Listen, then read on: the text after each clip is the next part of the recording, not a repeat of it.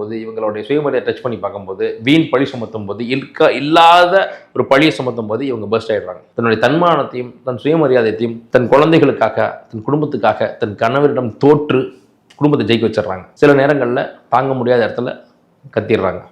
அதாவது தன்னை அழித்து, தன் சுயமரியாதையை விட்டு கொடுத்து, அந்த குடும்பத்துக்காக இவங்க ஒரு தியாகத்தை செஞ்சிடறாங்க. அவங்களுடைய ராசிக்குள்ள பூராடம் அப்படிங்கிற சுக்கிரன் நட்சத்திரம் இருக்கும்போது அவர்கள் ஒரு காதல் வயப்படுறது ரொம்ப இயல்பாக ரொம்ப சீக்கிரமாகவே அங்கே நடந்துருது.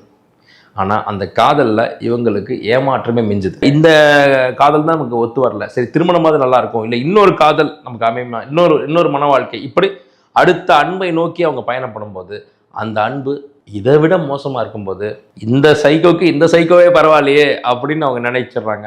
இப்படி ஒரு இக்கட்டான சூழலில் அநேகமான தனுசு ராசி தனுசு பெண்கள் மாட்டிக்கிறாங்க. அதாவது பேய்கிட்ட மாட்டிக்கிட்டமேன்னு பயந்து பிசாசுக்கிட்ட போய் மாட்டின மாதிரி இவங்க கடைசி வரைக்கும் அன்பின் பெயரால் தேடி தேடி போய் அவமானப்பட்டு ஏமாறப்பட்டு தான் நின்றுறாங்க. ஸோ இதுல இருந்துலாம் அவங்க வெளிவரதுக்கு இவங்களுக்கு இருக்கக்கூடிய ஒரே வழிபாட்டு முறை குரு வழிபாட்டு முறை தான்.